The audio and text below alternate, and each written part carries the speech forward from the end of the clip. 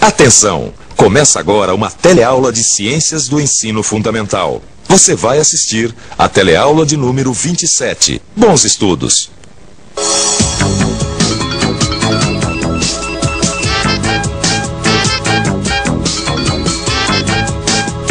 Na nossa última teleaula, nós aprendemos como classificar os animais segundo seus hábitos alimentares. Se comem plantas, são herbívoros, se comem animais, são carnívoros, e se comem as duas coisas, são onívoros. Lembra? Na teleaula de hoje, nós vamos aprender como classificar os animais observando o modo como eles vivem. Nessa teleaula, você vai conhecer alguns animais que vivem em grupos. Vai ver que no grupo das galinhas, a líder é a mais agressiva. Vai ver também que os leões vivem em grupos familiares e existe muita cooperação entre eles.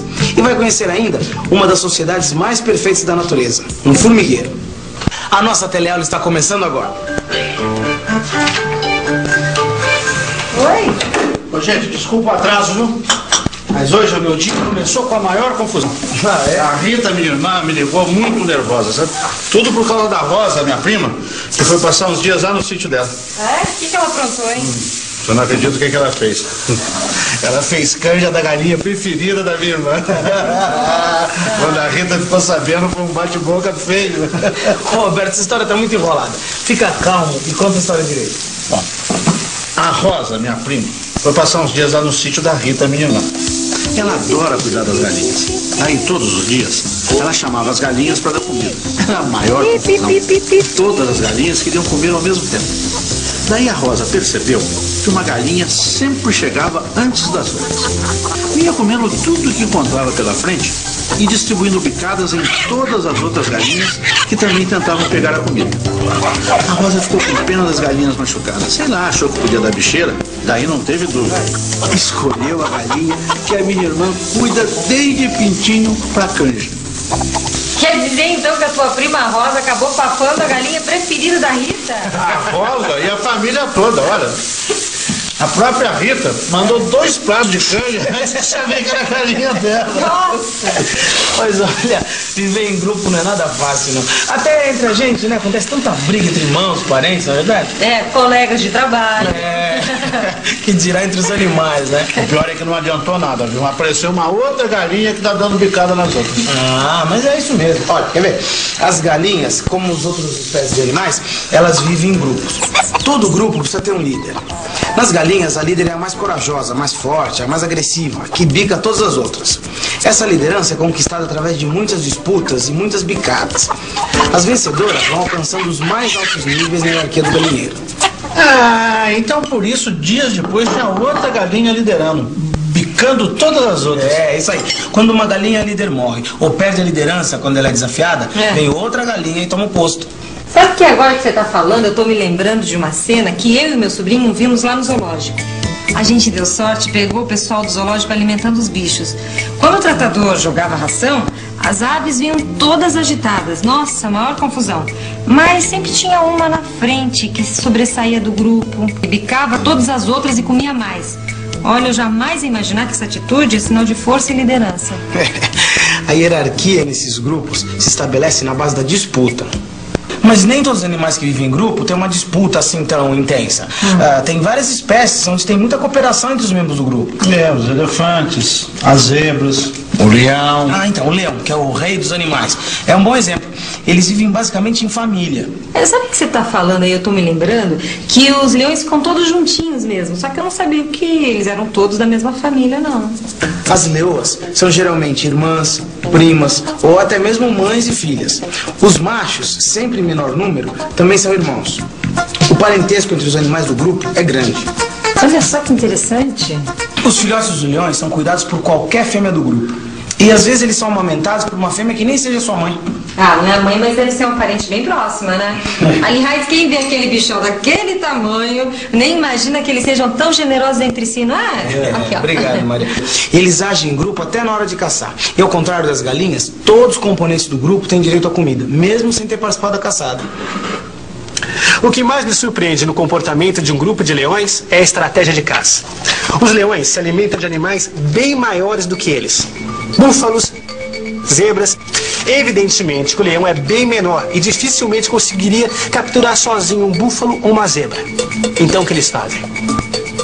Usam a estratégia de caça em grupo. As leoas rodeiam o bando de búfalos ou zebras e, através de olhares e sinais, avançam juntas, fechando o círculo ao redor da caça. Perseguem o bando até perceberem quem é o mais fraco.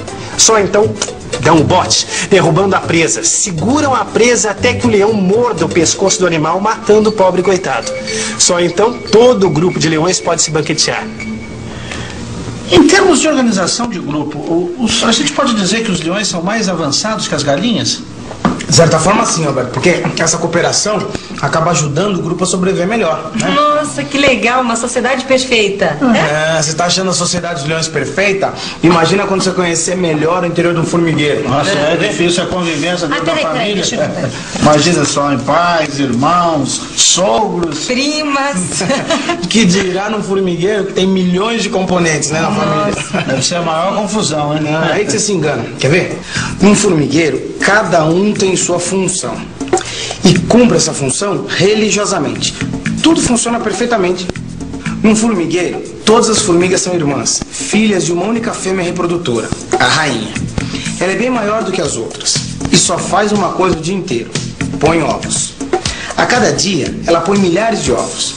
Mas se a rainha põe ovos o dia inteiro, alguém tem que pegar no pesado. As operárias, Maria. Dos ovos colocados pela rainha, a grande maioria deles dá origem às operárias. E são as operárias que vão atrás de alimento, limpam o formigueiro, cuidam dos filhotes e cuidam até da rainha. Enfim, colocam a casa em ordem. Então, durante a vida inteira, elas só trabalham. Isso. E como é que elas escolhem a líder, né? Não, elas não têm líder. Elas já nascem sabendo o que é pra fazer durante a vida inteira delas. Sim, então, ou elas nascem rainha, ou elas nascem uma das milhares e milhares de operários, né? Não, tem rainha, tem operária e ainda tem soldado, que é uma outra categoria. Alguns dos ovos postos pela rainha dão soldados, que têm a função de defender o formigueiro. Para isso, essas formigas possuem até 2 mandíbulas na forma de alicate. Quando o formigueiro começa a ficar numeroso, as operárias escolhem algumas larvas e começam a alimentá-las com uma comida especial. Essas larvas crescem mais e ficam férteis. Quando ficam adultas, se tornam rainhas e saem para o voo nupcial. Os machos seguem as rainhas, as fecundam e as rainhas guardam o esperma por toda a vida, porque nunca mais vai acontecer outra cópula. Ai, que bonito. Quer dizer, então, que as formigas rainhas saem voando, os machos vão atrás para fecundá-las pro resto da vida? Isso. Vocês já comeram içá? Sá não. Içá. Ah, aqueles insetos bundudos? Isso, então. São as rainhas aladas, quer dizer, com asas, no seu voo nupcial. E como é que nascem as formigas machos? Bom, é assim. Os ovos que forem fecundados pelo esperma do macho, guardados na rainha, podem originar ou operárias ou soldados. Agora, os ovos que não forem fecundados, eles se desenvolvem mesmo sem fecundação e dão origem aos machos. Entenderam porque eu falei que é uma sociedade perfeita? Realmente, cada subgrupo tem a sua função. Operárias, soldados, a rainha, os machos. Me diz uma coisa, quer dizer então que aquelas formigas bem pretinhas, pequenininhas, que vivem no açucareiro são as operárias? Isso, cumprindo sua função. Agora eu quero fazer uma pergunta pra vocês. Olha, presta atenção. Tá. A rainha, as operárias e os soldados têm funções diferentes, né? Então dá pra elas terem o mesmo tamanho, a mesma forma? Vamos pensar um pouco? Vamos pensar um pouco. Reproduzir, alimentar e defender. São tarefas diferentes demais que exigem certas especialidades. A rainha é maior. As soldados possuem 2 mandíbulas bem afiadas, parecendo um alicate. Já existem muitos tipos de operárias. Operárias para cuidar das larvas, operárias para buscar comida, operárias para limpar o formigueiro, para cuidar da rainha, e elas são diferentes também entre si. Além disso, as operários e os soldados não se reproduzem, tarefa exclusiva da rainha.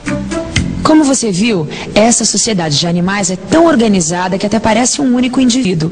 As 3 tarefas básicas do ser vivo, a reprodução, a alimentação e a defesa, são realizadas por cada subgrupo do formigueiro. Isso impede que cada componente dessa sociedade consiga viver isoladamente. Só é possível a vida em grupo. Por isso, podemos dizer que essa sociedade de animais é tão organizada que se parece com um único indivíduo. Oi, você conhece alguma espécie de animal, uma outra espécie, que tem uma sociedade tão organizada quanto essa das formigas? Abelhas, cupins. Você? Alguns tipos de vespas. Bom, depois que eu dou essa aula para meus alunos, aí eu peço para eles fazerem exercício. Vocês podiam fazer exercício, podiam? Vocês querem? Eu topo. Então vamos lá.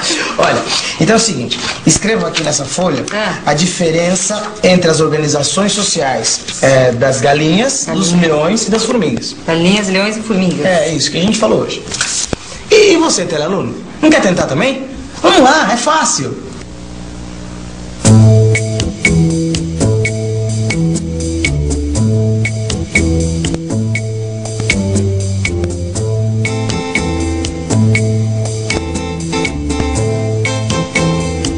Acabei. Eu também.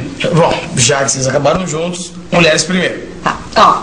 As galinhas têm líderes. Isso. Os leões vivem em grupos familiares com alto grau de parentesco. E as formigas são todas irmãs, filhas de uma mesma rainha. Olha, muito bem. Eu escrevi outras coisas.